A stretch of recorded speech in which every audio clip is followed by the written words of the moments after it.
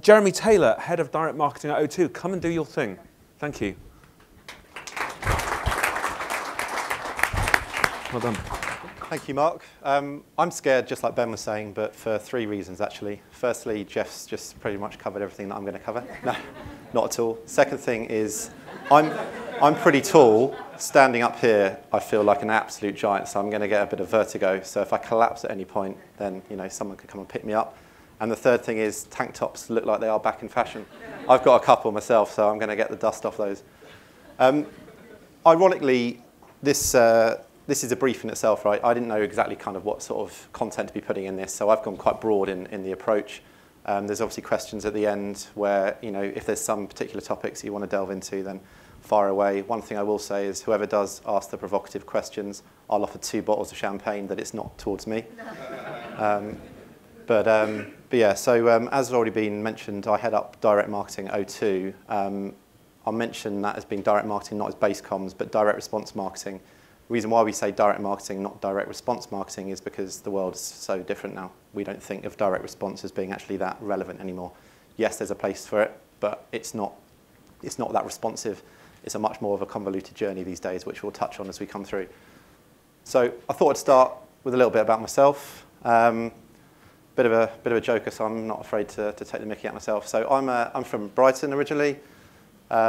Love travelling, as a lot of people do. Been fortunate enough to go to some amazing places around the world, and love all sports. And have, for my sins, done a few marathons in my time. This was the Windsor half marathon recently for Macmillan, and I've got the New York Marathon coming up in, I think it's October of this year, which is pretty scary. But fortunately, I've done a couple of London marathons before, so fingers crossed I'll get through. So as I say, how I approach today could have been a number of different ways, but I thought actually I'd look at what the Oxford Dictionary defined as a brief. So three different angles. One, obviously the legal one. There's actually the religious way of looking at a brief. And the third thing, which we're kind of talking about today, which is a set of instructions given to a person about a job or task, but in the essence of the marketing or media world, create a plan or idea that meets a commercial need or objective. So if anyone's still confused, just to kind of add a bit of clarity, what we're not referring to as a brief in this sense. You know who you are.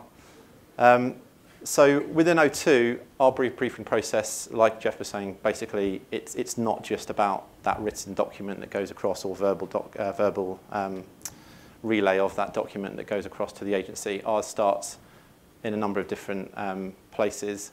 Internally, from a proposition development point of view, that translates through into a take-to-market process, which obviously then leads to an external client-to-agency brief.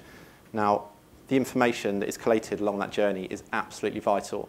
And the reason why I want to bring this point up is actually some of the bad things that you won't necessarily see within O2, because you might see a fantastic campaign that's launched from a fantastic brand, but actually when you uncover that, the process isn't perfect.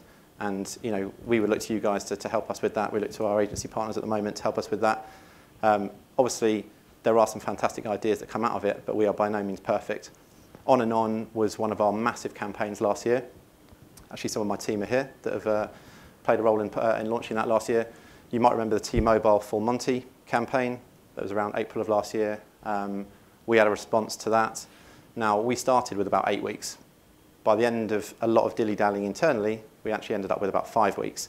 Now, I won't come on to the result of that. I'll come on to that later, which is the positive part of it.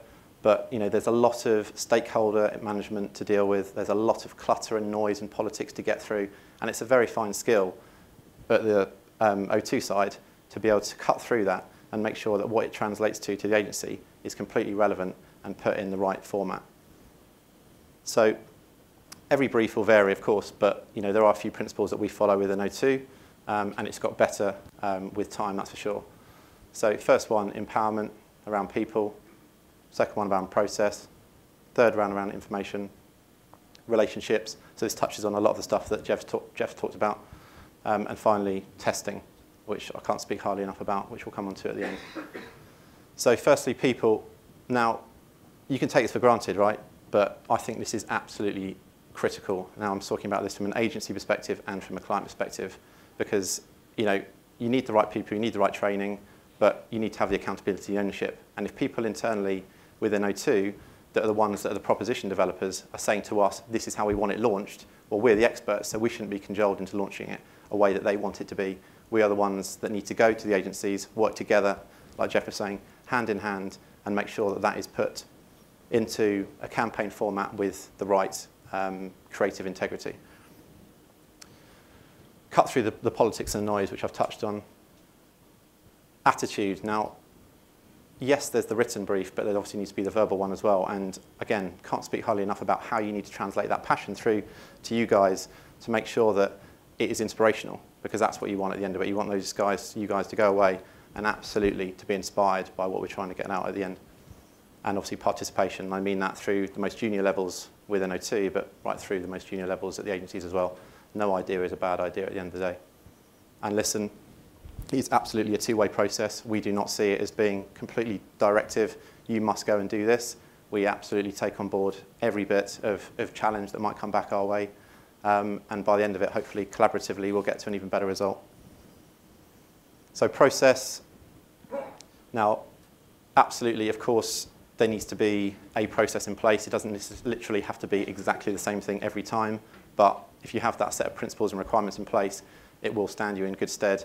And when I come on to talk about on and on again in a bit, by having those principles in place, it meant that actually, we got to a positive place at the end. We have a set of sort of direct commandments, as we call it, which does follow a linear process. But along that journey, you can make some changes. But at least it educates the internal stakeholders at O2 about actually how we need to work and what we need from them. Absolutely manage the stakeholders. Everybody will want a piece of the pie when it comes to creative. If you're not in a creative team, everybody loves creative. And at O2, people want to be shaping what that ultimate creative campaign looks like. And that can lead to creative by committee, and actually you start going off on a tangent. So you need to put them back in their place. Filter the key content, which again will come through that process. Written face-to-face. I mean, a lot of these things are hygiene factors, but they are really important. And as I say, consistency. So information, so what actually are you trying to get out from the proposition team internally and then translating that through to the agencies? As I mentioned before, brief should be inspirational. It shouldn't be, oh my God, this is going to be so mundane. I don't know where to start. There's too much information. It's not relevant. You want, that blue sky thinking to come out the back of it. So yes, absolutely thorough, but not so thorough that it sends people off in the wrong direction. Directional, but encourage and inspire fresh thinking.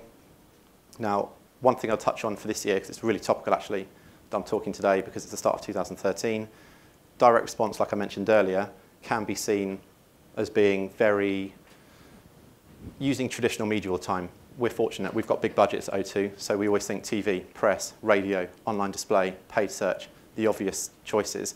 But actually, flip it on its head, which is what we're going to try and do more for this year, and actually think of a non-for-profit organisation with actually having no budget. We would think very, very differently. I used to work at Freeview, non-for-profit organisation, and you would think more of social media, you would think more of those digital experiences, you'd think more of SEO. SEO is something that absolutely we've got to do more of.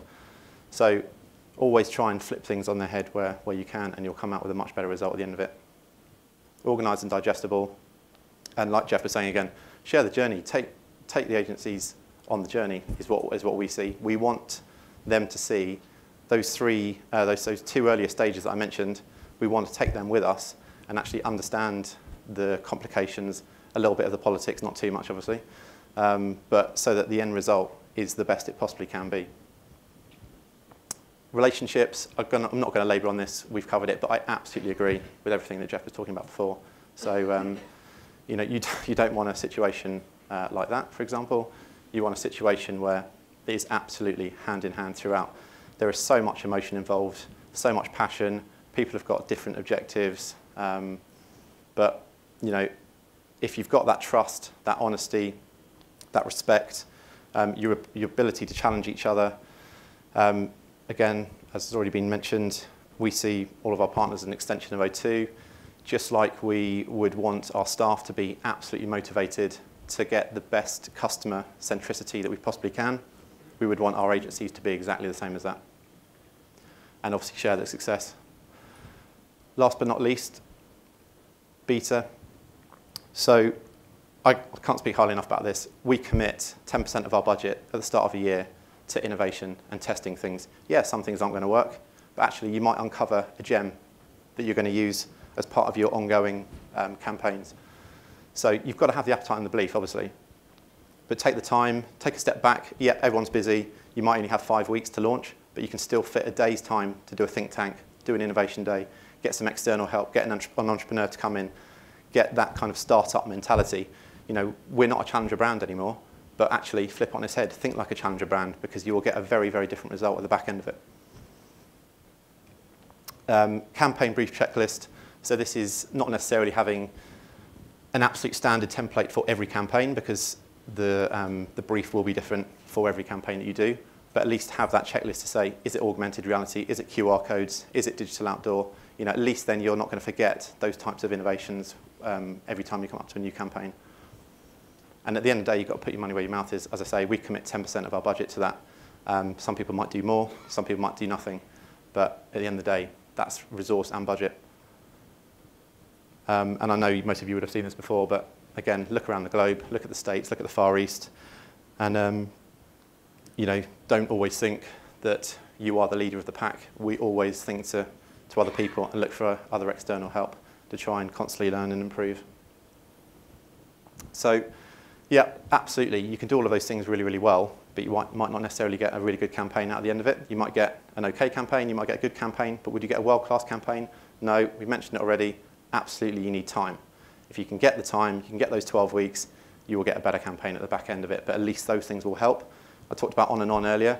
Yeah, we only had 5 weeks, but because we had the amazing relationships that we do have with our partners, yes, there were debates, there was healthy tension, but we got a fantastic result and actually came #1 in April of 2012 in the Campaign magazine for campaign of that month. So it can be done, but the time will give you the cherry on the top. And last but not least, you might have noticed that I've moved those around, which spells brief. So, thank you. Thank you, Jeremy.